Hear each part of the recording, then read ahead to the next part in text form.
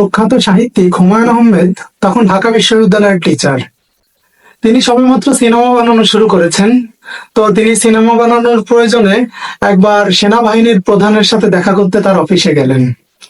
বিস্তারিত কথাবার্তা হওয়ার পরে তিনি যখন ফিরে আসছেন, তখন তিনি সেনাপ্রধানকে জিজ্ঞেস করলেন, আপনাদের কি কোনো পুরনো ট্যাঙ্ক আছে?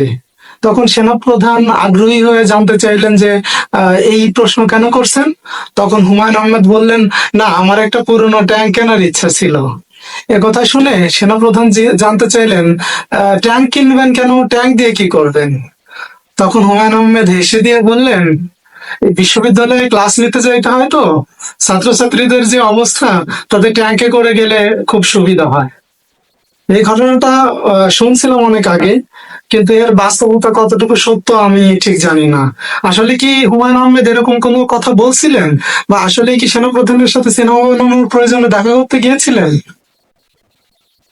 আমার ঠিক জানা নেই।